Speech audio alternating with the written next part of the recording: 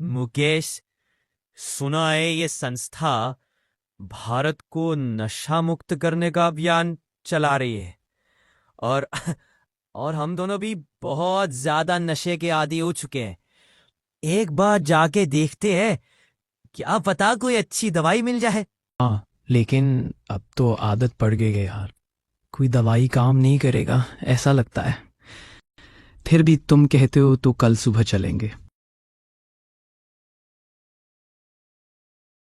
नमस्ते दीदी, हम दोनों बहुत नशे के आदी हो चुके हैं। हम शराब, सिगरेट छोड़ना चाहते हैं लेकिन छूट नहीं पा रहा है। कृपया कोई उपाय बताइए। आप दोनों तो पवित्र आत्मा हो, बस विकारों की धूल लग जाने के कारण अपने आप को भूल गए हो। दीदी, हम कहाँ पवित्र आत्मा है। हम तो चिकन मटन खाने वाले नशे में डूबे हुए लोग हैं। अगर हम वाकई पवित्र आत्मा होते तो शराब जैसी चीज छोड़ना हमारे लिए कोई बड़ी बात नहीं होती। मनोज, मुकेश, आप पहले भी अच्छे थे और आज भी हो। फर्क बस इतना है कि आपने अपने रियल स्वरूप को भुला दिया है। चलो, इस पर आपको एक कहानी सुनाती हूँ। एक बार की बात है, एक राजा अपने मित्र के राज्य में हो रहे उत्सव में शामिल होने के लिए घने जंगल से होकर जा रहे थे। रास्ते में उनके मुकुट में जड़ा हुआ एक बेशकीमती हीरा गिर गया। वर्षों बीतते चले गए। अब लोगों के आने जाने का पगडंडी रास्ता भी बदल चुका था। पत्तियां झड़ती रहीं, बारिशें होती रहीं और हीरा धीरे धीरे मिट्टी, धूल और कीचड़ में दबता चला गया। अब उसकी चमक मध्यम हो गई थी और पहचान धुंधला चुकी थी। कभी कभार कोई राहगीर वहां से गुजरता, हीरे को देखकर कहता, अरे, यह तो बस कांच का टूटा टुकड़ा है। कभी कोई उसे उठाता, फिर बेकार समझकर वहीं फेंक देता और हीरा फिर चुप हो जाता। अब उसे आदत हो गई थी नजरअंदाज होने की, ठुकराए जाने की। धीरे धीरे उसने मान लिया, मैं हीरा नहीं, पत्थर ही हूं। वक्त बीतता गया। उसने खुद को वही बना लिया जो दुनिया ने कहा। कीचड़ में रहना उसकी आदत बन चुकी थी। वो सोचता, यही मेरी जगह है, यही मेरा जीवन है। लेकिन फिर एक दिन एक संत उस वन से गुजरते हैं। उनकी दृष्टि जब उस धूल में लिपटे हीरे पर पड़ती है तो वे हीरे को देख मुस्कुरा उठते हैं। अरे, ये तो परम दुर्लभ रत्न है। संत धीरे से उसे उठाते हैं, अपने करुणामयी हाथों से उसे जल में धोते हैं। लेकिन हीरे को कीचड़ में रहने की आदत पड़ गई थी, इसलिए वह गुस्से में कहता है, मुझे मत छुओ, मैं यही ठीक हूं। संत प्रेम से कहते हैं, आपकी असली पहचान कीचड़ नहीं, चमक है। आप वह रत्न हैं जो राजाओं के मुकुट में शोभा पाते हैं। पहली बार किसी ने उसे उसके उस रूप को देखा जैसे वो सच में है। पहली बार उसे उसकी अपनी चमक दिखी। उसकी आंखों से बूंदें टपकीं, पर वो आंसू दर्द के नहीं थे, वो पहचान के आंसू थे। इसी प्रकार हम आत्मा स्वयं में एक अमूल्य हीरा हैं। देह, अभिमान, नशे, विकार, ये सब कीचड़ हैं जो हमारी असली चमक को छिपा देते हैं। पर जब परमात्मा शिव संत बनकर आते हैं तो वो हमें धीरे धीरे हमारी खोई हुई पहचान याद दिलाते हैं। लेकिन दीदी, हम तो बचपन से ही इसी दुनिया में ऐसे ही संग में रहे हैं। हम कोई हीरे के समान थोड़ी ही थे। हाँ दीदी, वो तो हीरा था जो खो गया था। हम तो शायद कभी थे ही नहीं। आप अपने को यह शरीर मात्र समझ रहे हैं और सिर्फ इस जन्म को देख रहे हो, लेकिन वर्तमान जीवन ही संपूर्ण जीवन नहीं है। इस जन्म के पूर्व भी हमारे अनेक जन्म हो चुके हैं। अब आपको परमात्मा द्वारा बताए गए हमारे पूर्व जन्मों की रियल हिस्ट्री सुनाती हूं। वास्तविकता यही है कि हम यह नश्वर शरीर नहीं हैं, बल्कि चैतन्य शक्ति आत्मा है। आत्मा ही वह शक्ति है जिसके कारण यह शरीर चेतन दिखाई देता है। आत्मा ही देखती है, बोलती है, सुनती है, सोचती है, अनुभव करती है। यह शरीर तो आत्मा का वस्त्र मात्र है, जो मृत्यु और जन्म के चक्र में बदलते रहता है। हमारा सच्चा घर यह संसार नहीं, बल्कि परम धाम है, शांति की वह दुनिया जहां हम परम पिता परमात्मा शिव के साथ निर्विकारी निरसंकल्प स्थिति में निवास करते हैं। वहां न शरीर है, न शब्द, न समय का बंधन है, केवल शाश्वत शांति और लाल सुनहरे दिव्य प्रकाश का अनुभव है। जब हम आत्माएं ब्रह्मलोक से पहली बार इस धरती पर आए थे, तब हम सतो प्रधान अवस्था में थे।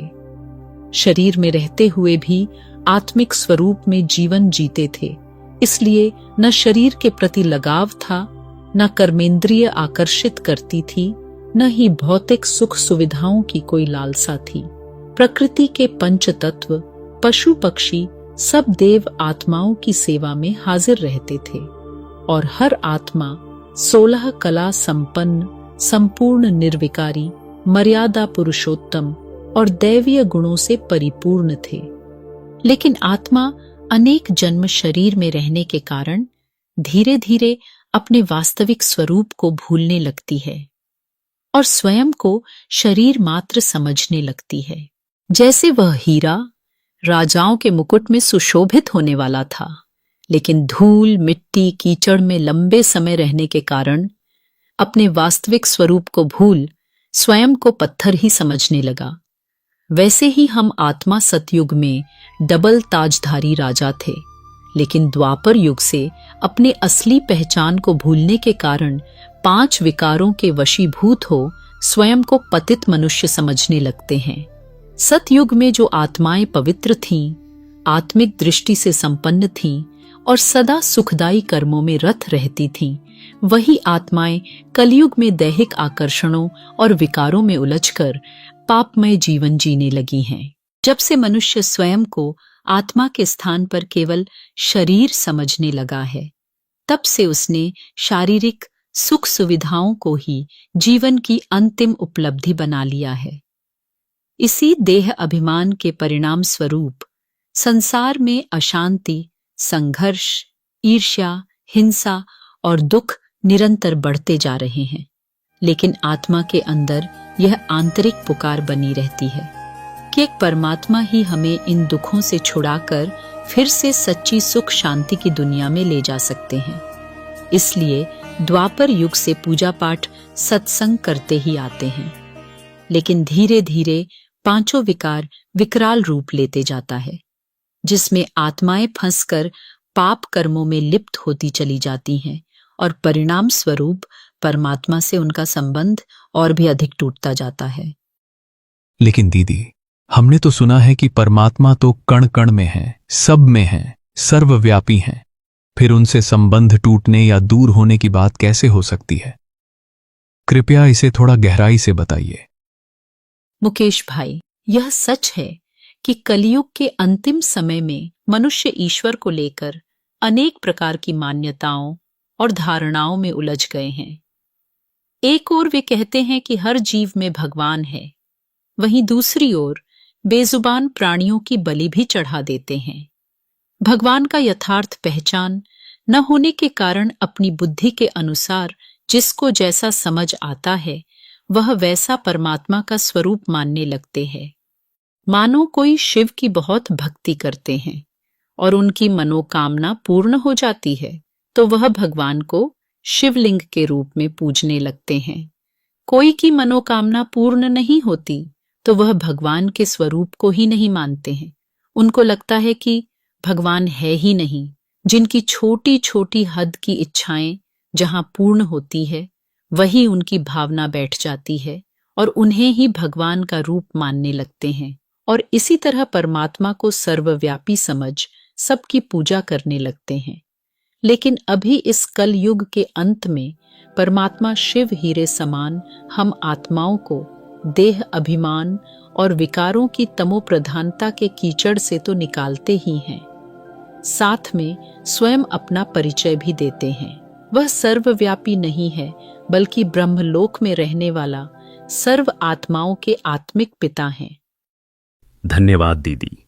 अब जब स्वयं का सत्य परिचय और परमात्मा से संबंध का यथार्थ ज्ञान मिल गया है तो मुझे विश्वास है कि अब तो नशे जैसी आदतें भी सहज ही छूट जाएंगी। बिल्कुल मनोज।